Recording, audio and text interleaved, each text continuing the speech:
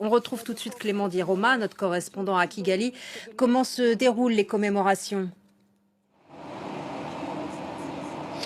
Alors, les commémorations ont officiellement commencé ici à Kigali, avec notamment l'allumage de la flamme, comme vous l'avez mentionné, par le président Paul Kagame.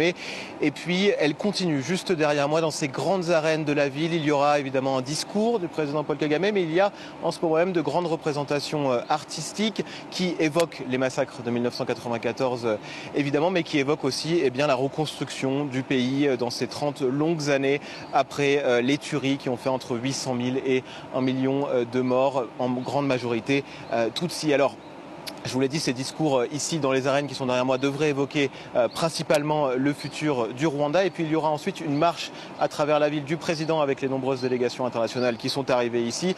Et enfin, une veillée nocturne pour rendre hommage aux très nombreuses victimes. Où en est le Rwanda aujourd'hui dans ses relations avec ses voisins africains et avec les pays européens dont la France?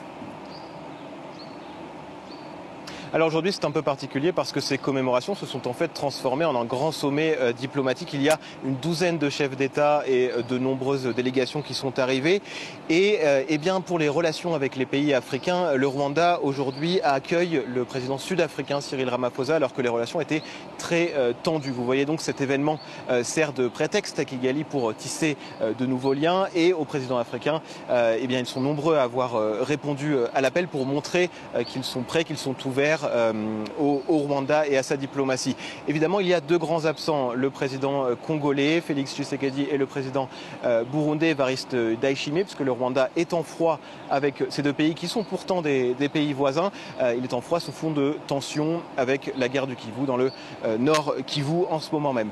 Pour ce qui est des relations notamment avec la France, le ministre des Affaires étrangères, Stéphane Séjourné, est ici et sa présence marque une nouvelle étape dans la coopération avec la France, puisque Paris a déjà engagé environ 500 millions d'euros ici au Rwanda ces dernières années.